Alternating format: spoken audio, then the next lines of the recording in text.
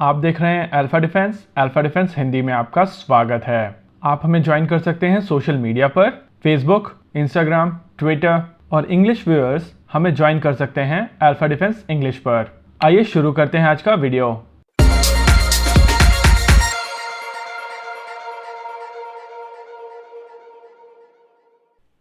आज के इस वीडियो में हम लोग बात करेंगे निर्भय क्रूज मिसाइल के ऊपर based long range land attack cruise missile system के बारे में। जैसा कि कल के वीडियो में हम लोगों ने बात की थी कि डिफेंस एक्विजिशन काउंसिल ने एक long range land attack cruise missile को अप्रूव किया है और माना जा रहा है ये नई मिसाइल सिस्टम निर्भय क्रूज मिसाइल के ऊपर बेस्ड होगी और इसकी रेंज 1000 किलोमीटर की होगी। सबसे इंपॉर्टेंट बात कि ये नई मिसाइल सिस्टम तीनों सर्विसेज के लिए होगी, यानी कि ये land attack, air to ground attack और ship based cruise missile system होगी। जैसे ही डिफेंस एक्विजिशन काउंसिल की रिपोर्ट बाहर आना शुरू हुई, स्पेकुलेशन का दौर शुरू हो गया। कुछ लोगों का मानना था कि निर्भय क्रूज मिसाइल प्रोजेक्ट पूरी तरीके से बंद कर दिया गया है और ये एक नया प्रोजेक्ट शुरू किया गया है। वहीं कुछ लोगों का मानना था कि डिफेंस एक्विजिशन काउंसिल ने निर्भय क्रूज मिसाइल के एक्विजिशन को अप्रूव कर दिया है। देर शाम तक जब ये बात पूरी तरीके से क्लियर हुई तो समझ में आया कि निर्भय क्रूज मिसाइल प्रोजेक्ट एक तरफ चलता रहेगा और ये नया प्रोजेक्ट इसी निर्भय क्रूज मिसाइल के ऊपर बनाया जाएगा और ये नई मिसाइल सिस्टम तीनों सर्विसेज के लिए बनाई जाएगी। अगर बात की जाए निर्भय क्रूज मिसाइल के अभी तक के टेस्ट की, तो इसका पहला टेस्ट साल 2013 में हुआ था और माना जाता है कि ये टेस्ट पार्शियल सक्सेस और पार्शियल फेलियर था। इस टेस्ट के दौरान इस मिसाइल ने तकरीबन 30% डिस्टेंस कवर किया था। वहीं दूसरा टेस्ट हुआ था साल 2014 में। साल 2014 में जब ये टेस्ट किया गया था तब इस मिसाइल ने अपनी फ्लाइट के दौरान 15 वे पॉइंट्स को सक्सेसफुली क्रॉस किया था और ये टेस्ट पूरी तरीके से सक्सेसफुल रहा था। तीसरा टेस्ट साल 2015 में किया गया था और ये टेस्ट किया गया था इस मिसाइल की लो फ्लाइंग कैपेबिलिटी को जांचने के लिए। इस टेस्ट के दौरान इस मिसाइल को 20 मीटर की एल्टीट्यूड तक लाया गया था, लेकिन ये टेस्ट पूरी तरीके से सक्सेसफुल नहीं रहा था। अपनी फ्लाइट के दौरान ये मिसाइल अपनी निर्धारित ट्रेजेक्ट्री से हट गई थी, जिसके बाद इसको हवा में ही डिस्ट्रॉय किया गया।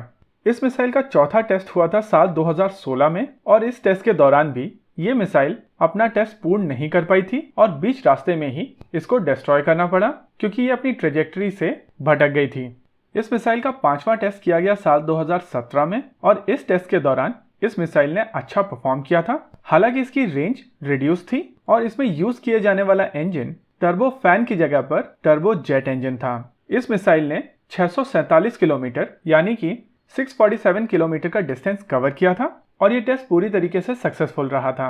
इस मिसाइल का छठा टेस्ट साल 2019 में किया गया और इस टेस्ट के दौरान भी ये मिसाइल 650 किलोमीटर तक ट्रैवल की और इसने अपनी पूरी फ्लाइट में जितने भी वे पॉइंट्स थे उनको सक्सेसफुली क्रॉस किया। इस फ्लाइट के दौरान इस मिसाइल की एल्टीट्यूड 2.5 किलोमीटर से लेकर 5 मीटर तक रखी गई और ये टेस्ट भी सक्सेसफुल रहा था। अगर लास्ट के दोनों टेस्ट को देखा जाए तो ये दोनों ही टेस्ट सक्सेसफुल रहे थे और अगर इनको कंपेयर किया जाए पिछले दो फेलियर्स के साथ में तो इनमें सबसे बड़ा डिफरेंस था इनमें यूज किए जाने वाला इंजन। लास्ट दो टेस्ट में एक टर्बो जेट इंजन का प्रयोग किया गया था, वहीं पिछले टेस्ट में टर्बो फैन इंजन का प्रयोग किया गया था। निर्भय एक सबसोनिक क्रूज मिसाइल है और सबसोनिक एप्लीकेशंस के लिए टर्बो फैन इंजन ज्यादा सही होता है और साथ ही टर्बो फैन इंजन की एफिशिएंसी टर्बो जेट से ज्यादा होती है। आमतौर पर ज्यादातर जेट इंजन्स एक ही प्रिंसिपल पर काम करते हैं, जहां पर इसके आगे का हिस्सा हवा को सक करके कंप्रेस करता है और इस कंप्रेस्ड एयर के साथ में फ्यूल को मिक्स करके कंबशन चैम्बर में कंबशन होता है और उसके बाद ये गर्म हवा बाहर निकाल दी जाती है और न्यूटन के थर्ड लॉ के तहत ये इंजन आगे बढ़ जाता है और इस तरीके के इंजन को टर्बो जेट इंजन कहते हैं। और इस टर्बो जेट इंजन के आगे अगर एक फैन लगा दिया जाए तो वो ज्यादा हवा इस इंजन के अंदर सोखेगा और इस तरीके का इंजन टर्बो फैन इंजन कहलाता है। निर्भय क्रूज मिसाइल को लेकर संशय बना हुआ है, जहां कई रिपोर्ट्स में बोला गया है कि ये प्रोग्राम बंद कर दिया गया है। वहीं इसकी कॉन्फ्लिक्टिंग रिपोर्ट्स भी आ रही हैं, जिसमें से सबसे इंपॉर्टेंट है लाइफेस्ट की रिपोर्ट। लाइफेस्ट की रिपोर्ट के हिसाब से इस साल सर्दियों में इस मिसाइल सिस्टम की टेस्टिंग दोबारा की जाएगी और ये मिसाइल सिस्टम केवल एक ट्रक लॉन्च सिस्टम ही होगा। इस मिसाइल सिस्टम को भारतीय वायुसेना या भारतीय नौसेना के जहाजों पर डिप्लॉय नहीं किया जाएगा। अभी की निर्भय क्रूज मिसाइल में 2 स्टेजेस हैं। पहली सॉलिड रॉकेट बूस्टर वाली स्टेज, जहां पर ये मिसाइल रॉकेट बूस्टर की मदद से शुरुआती इनिशियल बूस्ट प्राप्त करती है और उसके बाद इस मिसाइल सिस्टम का टर्बोजेट इंजन शुरू हो जाता है। इस दौरान ये मिसाइल अपने विंग्स को भी डिप्लॉय करती है और इस समय पर यह मिसाइल एक तरीके का एयरक्राफ्ट बन जाती है। इस क्रूज मिसाइल सिस्टम के ऊपर बेस्ड ये जो नया सिस्टम बनाया जा रहा है, यानी कि long range land attack cruise missile, माना जा रहा है कि इस मिसाइल सिस्टम में कम से कम 3 स्टेजेस होंगी और इन तीनों स्टेजेस में 3 अलग अलग तरीके के इंजन्स काम करेंगे। आइए देखते हैं इस मिसाइल सिस्टम की स्कीमेटिक कैसी हो सकती है। अगर बात की जाए इस मिसाइल के सीकर की, तो इस मिसाइल सिस्टम में प्रयोग किया जाएगा एक RF सीकर का। अगर इसको सिंप्लीफाई किया जाए तो ये एक तरीके का छोटा एयरबॉर्न रेडार होगा। इसके अगले 2 कंपोनेंट्स इसका फ्यूल टैंक और इसकी गाइडेंस सिस्टम होगी। इस सिस्टम को मिड कोर्स में लेजर रिंग जायरो और GPS कोऑर्डिनेट्स की मदद से अपने पाथ पर रखा जा सकता है। इसका अगला सब कंपोनेंट है रैमजेट इंजन। ये रैमजेट इंजन इस मिसाइल सिस्टम को सबसोनिक से सुपरसोनिक लेकर जाएगा। इस रैमजेट इंजन के पीछे एक टर्बो फैन इंजन होगा। ये टर्बो फैन इंजन इस मिसाइल को क्रूज करने में मदद करेगा और इसी क्रूजिंग फेज के दौरान इस मिसाइल के विंग्स बाहर आएंगे। सबसे आखिर में इस मिसाइल सिस्टम में एक सॉलिड रॉकेट बूस्टर लगा होगा जो इस मिसाइल सिस्टम को शुरुआती बूस्ट दिलाएगा। आमतौर पर कई लोगों का क्वेश्चन होता है कि निर्भय सबसोनिक क्रूज मिसाइल की आवश्यकता क्या है, जब भारत के पास पहले ही ब्रह्मोस सुपरसोनिक क्रूज मिसाइल है। अगर ब्रह्मोस और निर्भय को कंपेयर किया जाए तो ब्रह्मोस के पास निर्भय की तुलना में ज्यादा स्पीड है, लेकिन अगर बात रेंज की जाए तो रेंज निर्भय की ज्यादा है।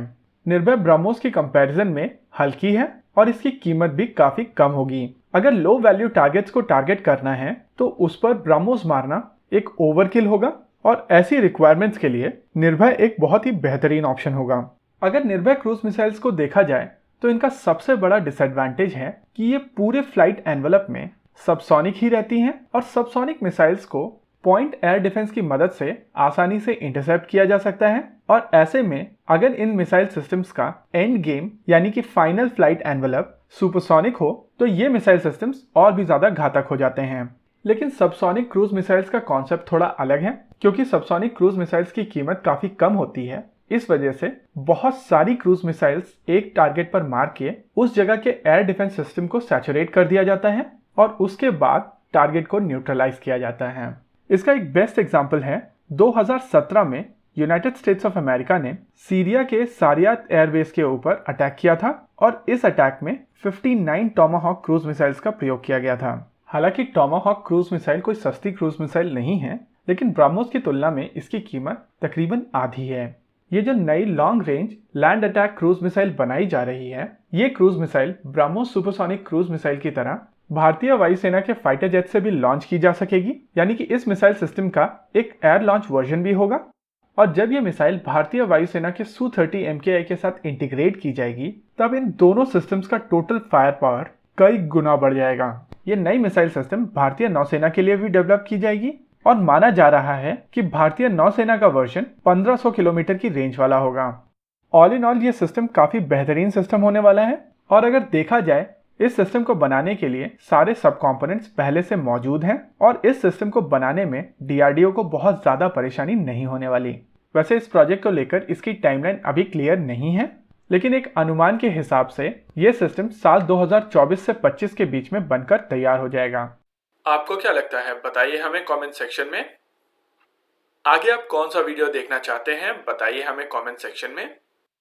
वीडियो को अंत तक देखने के लिए धन्यवाद। अगर ये वीडियो आपको पसंद आया हो तो इसको अपने दोस्तों के साथ जरूर शेयर करें और अगर नहीं पसंद आया तो बताइए हमें कमेंट सेक्शन में आखिर क्यों। देखते रहिए अल्फा डिफेंस। धन्यवाद। जय हिंद।